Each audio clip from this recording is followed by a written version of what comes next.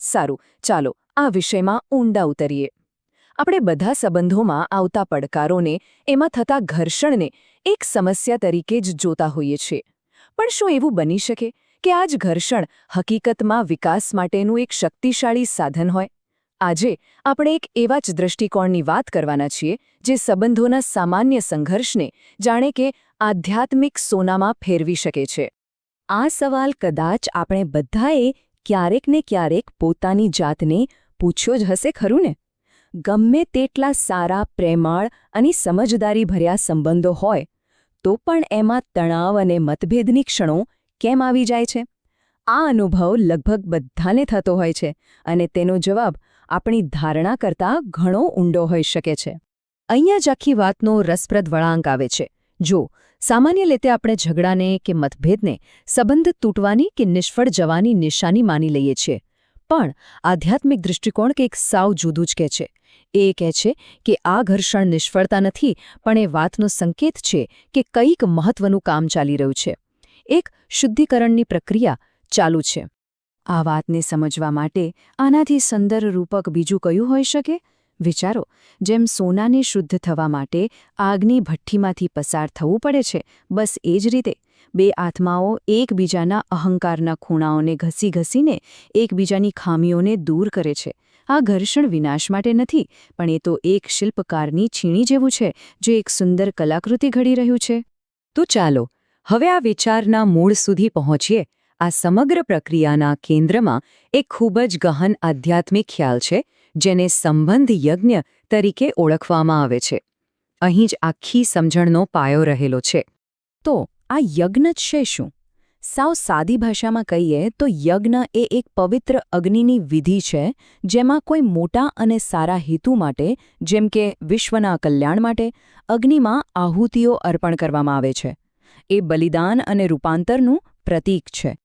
અને પંડિત શ્રી રામ શર્મા આચાર્યએ આ જ વાતને કેટલી અદ્ભુત રીતે સમજાવી છે. એમણે કહ્યું કે યજ્ઞનો આ મોટો વિચાર આપણા અંગત સંબંધોમાં પણ એટલું જ લાગુ પડે છે.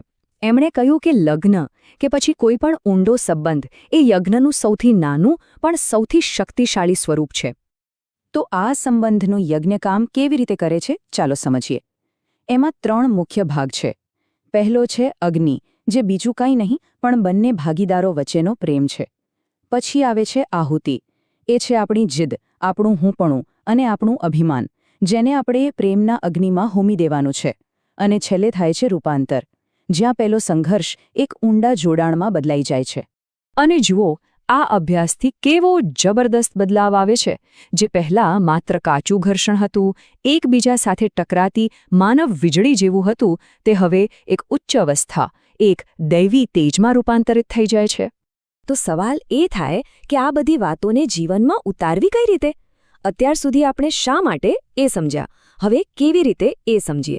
ચાલો એક એવી વ્યવહારુ તકનીક જોઈએ જે આ રૂપાંતરને ખરેખર શક્ય બનાવે છે. આ અભ્યાસ દેખાવમાં બહુ સરળ છે પણ ખૂબ જ શક્તિશાળી છે.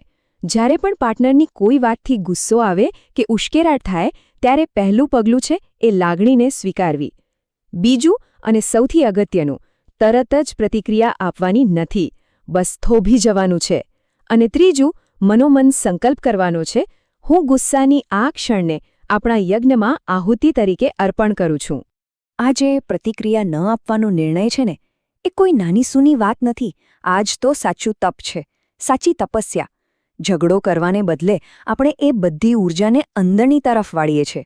આ આધ્યાત્મિક ગરમી એક મોટા વિસ્ફોટને એવી શક્તિમાં ફેરવી દે છે જે આપણા અહંકારને ઓગાળી શકે. અને આ આખી વાતનો સારાંશ આ એક વાક્યમાં છે. આ અભ્યાસ માટે આપણી માનસિકતામાં મોટો ફેરફાર લાવવો પડે છે. અહીં મુદ્દો એ નથી કે કોણ સાચું છે અને કોણ ખોટું. વાત દલીલ જીતવાની છે જ નહીં. વાત તો અહંકાર પર વિજય મેળવીને આત્માને જીતવાની છે. તો જ્યારે આ પ્રક્રિયાને સતત નિષ્ઠાપૂર્વક કરવામાં આવે ત્યારે પરિણામ શું મળે? ચાલો હવે એ જોઈએ કે આ પ્રથાના અંતે જે અદ્ભુત પરિણામ મળે છે એ સુવર્ણ બંધન કેવું હોય છે. એકવાર આ અવસ્થા પ્રાપ્ત થાય ને પછી સંબંધનું સ્વરૂપ જ બદલાઈ જાય છે. આવા યુગલને પછી બહારના કોઈ નિયમો કે સલાહની જરૂર જ નથી પડતી. એમની વચ્ચે એટલો સુમેળ હોય છે કે જાણે એ બે નહીં પણ એક જ લયબદ્ધ ધબકાર બની ગયા હોય અને એમની હાજરી એટલી શુદ્ધ અને સકારાત્મક બની જાય છે કે એમની આસપાસના લોકોને પણ શાંતિ અને હકારાત્મકતાનો અનુભવ થાય છે. તો આખી યાત્રાને આપણે આ રીતે જોઈ શકીએ. જે સંબંધ એક વ્યવહારુ, રચનાત્મક સંબંધ તરીકે શરૂ થયો હતો તે ધીમે ધીમે એક ઉચ્ચ સ્તરે પહોંચી જાય છે અને બની જાય છે એક પવિત્ર મિલન, જ્યાં સંબંધ માત્ર જરૂરિયાતનો નથી રહેતો પણ આધ્યાત્મિક બની જાય છે. અને અંતે આ પવિત્ર મિલનની અવસ્થાનું વર્ણન કરવા માટે કદાચ આનાથી સારું કોઈ શબ્દ જ નથી. બે વ્યક્તિઓ હવે અલગ અલગ નથી રહેતી પણ એક થઈ જાય છે, જાણે કે ચેતનાની એક જ્યોત બની ગયા હોય. તો ચાલો આ ચર્ચાના અંતે આ એક વિચાર સાથે છૂટા પડીએ. શું થાય જો જીવનમાં આવનારો આગામી સંઘર્ષ, સંબંધમાં થનારો આગામી મતભેદ એ કોઈ સમસ્યા ન હોય પણ એક તક હોય, આપણા અહંકારને ઓગાળીને અને જોડાણને વધુ ગાઢ બનાવવા માટે? રસાયણ વિદ્યાનું એક આમંત્રણ,